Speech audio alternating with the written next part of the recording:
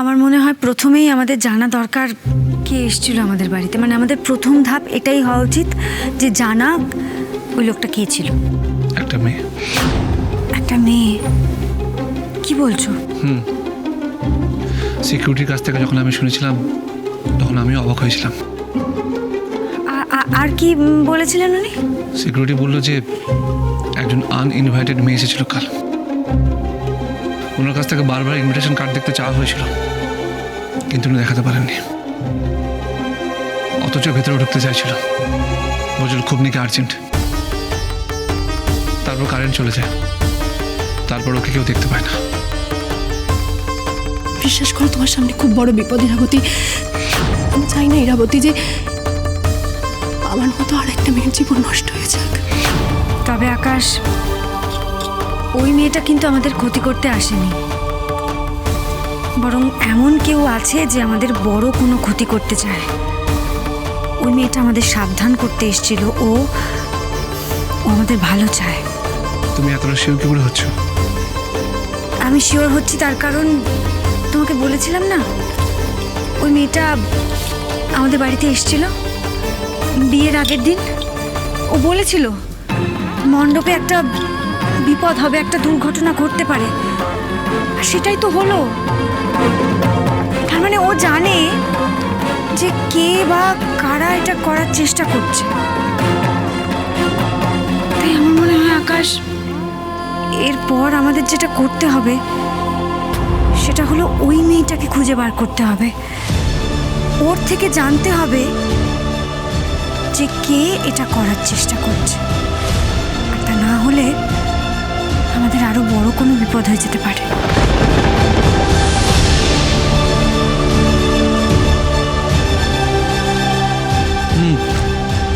তুমি ঠিকই বলেছ। আমাকে যে অ্যাটাক করেছিল সে কোনো মেয়ে হতে পারে না। একজন লম্বা চওড়া শক্তিশালী একটা লোক ছিল। ওর সঙ্গে ধস্তাধস্তি করতে গিয়ে তো আমার হাতটা। ওর সাথে ধস্তাধস্তি করতে গিয়ে তোমার হাতটা এরমভাবে কেটে গেছে? হ্যাঁ, ওর হাতে ধারালো একটা ছুরি ছিল, আর সেটা আটকাতে গিয়ে আমার এটা ও হয়তো আমাকে। আকাশ, কি বলছো তুমি এসব? এত বড় ঘটনাটা তুমি আমাকে বলনি।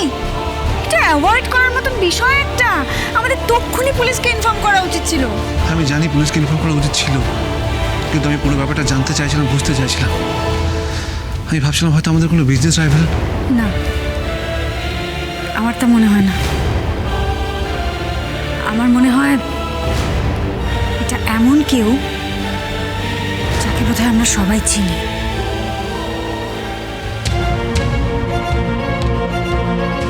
ও আসবে ইরাবতী, ও আসবে। ও ও ও তোমাকে অন্য কারোর হতে দেবে না ইরাবতী, অন্য কারোর হতে দেবে না। আকাশ চ্যাটার্জির কাছে আপনাকে যেতে দিয়ে অপমানিত হতে দেখতে আমি পারি না, বিশ্বাস করুন। তাই আপনি যখন আপনার নিজের ভালোটা বোঝেন না, তখন অগত্যা আমাকেই বুঝতে হবে আপনার ভালোটা। এই আকাশ, দরজা খোল।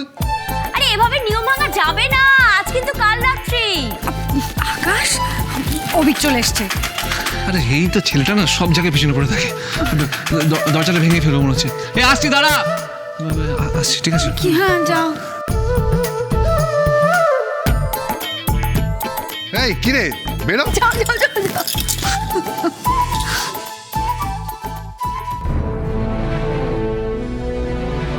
আপনি কোনো সমস্যায় পড়েন বা আপনি কোনো দুশ্চিন্তায় পড়েন, সেটা আমি কোনোদিনই চাইনি। আপনি সেটা ভালো করে জানেন।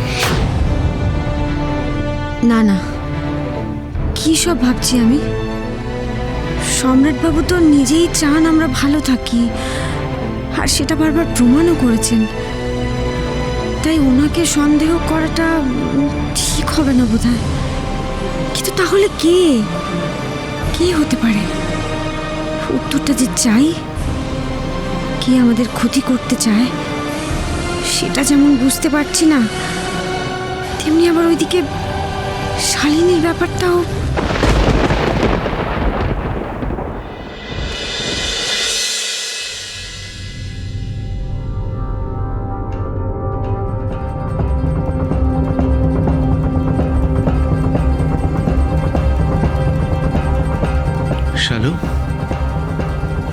আমি কিনেছি। আমি কিছু খাবো না, তুই সব নিয়ে যা। আমি জানি তো আমার বোন কিছু খেতে চাইবে না, তাই জন্য আমি কোনো খাবার আনিনি, একটা জিনিস এনেছি। গিফট দেখ। আমার কিচ্ছু লাগবে না, তুই তুই যা না।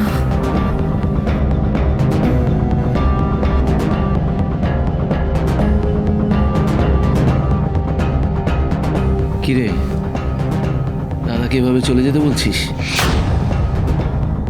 আর তাছাড়া তুই এরকম করে চলে যেতে বলবি আর আমি চলে যাব নাকি? আমার বোনের ইচ্ছা যতদিন না পূরণ হচ্ছে ততদিন আমি কোথাও যাব না। সত্যি কি কোনোদিন আমার ইচ্ছা পূরণ হওয়া সম্ভব? সব সম্ভব। না রে দাদা, আমি বুঝে গেছি আমার ইচ্ছা কোনোদিনই সম্ভব হবে না পূরণ হওয়া, কারণ নীল তো আর ফিরবে না।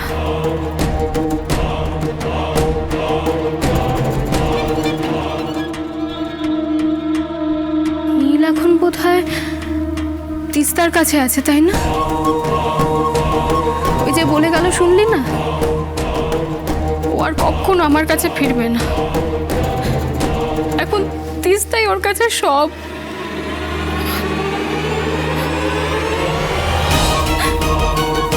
If I am not mistaken, Neel কিন্তু ঠিকই বলছে। নীলের আজ আসা উচিত নয় তো। আরে আজ তো তোদের কাল রাত্রি, কাল রাত্রিতে তো ওই হাজব্যান্ড ওয়াইফ একে অপরের মুখ দেখে না। ইয়েস, আর তাছাড়া ছেলেরা আসে নাকি, মেয়েরাই তো শ্বশুরবাড়ি যায় রে। হ্যাঁ, মানে মানে ঠানে অত বুঝতে হবে না। দেখ তোর জন্য আমি কি এনেছি, রাখ। হ্যাঁ, গিফট। কাল তোর বউ ভাত, বড় করে অ্যারেঞ্জমেন্ট না করলে হয়? হ্যাঁ,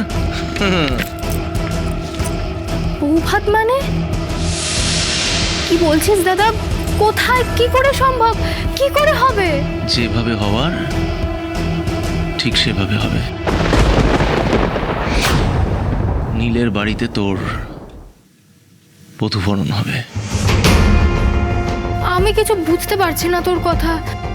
শোন, চ্যাটার্জি পরিবারে কাল একটা বড় বম ধামাকা হতে চলেছে। কাল তোর ওই বাড়িতে বউ ভাত হচ্ছে, বাকিটা পরে বুঝবি। সাসপেন্স থাক। এই নে, আপাতত এটাকে ধর, এটা তোর। That's like a good girl. আসি।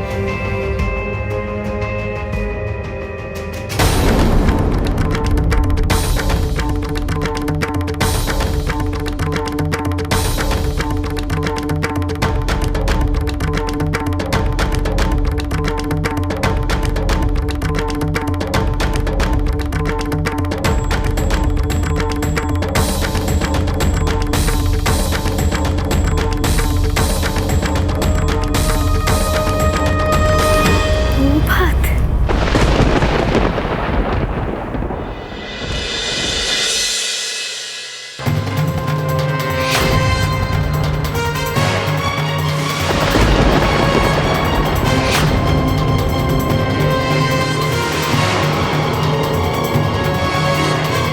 দেখো নীল, তুমি তোমার এই হাত দিয়ে আমাকে সিঁদুর পরিয়েছো।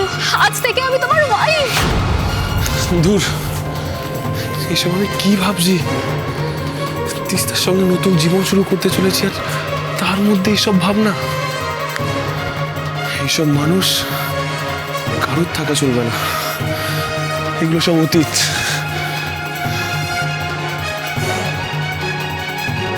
যা হবার হয়ে গেছে, আর না, আর কিছুতেই এসব নিয়ে ভাববো না। আমি সব শেষ করে দিয়ে এসেছি।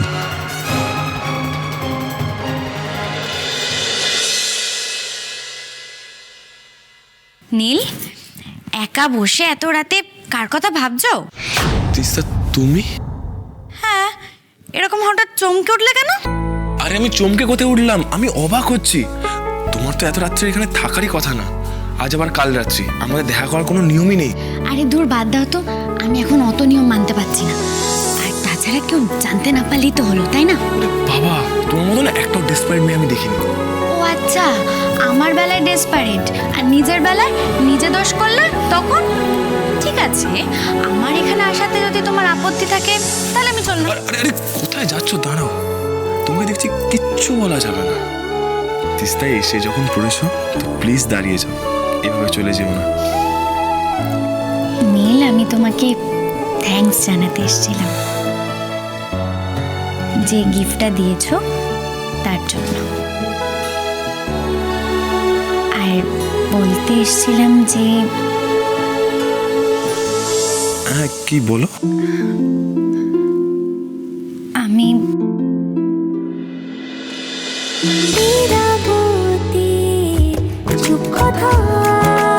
চলো চলো চলো চলো চলো পাল্টা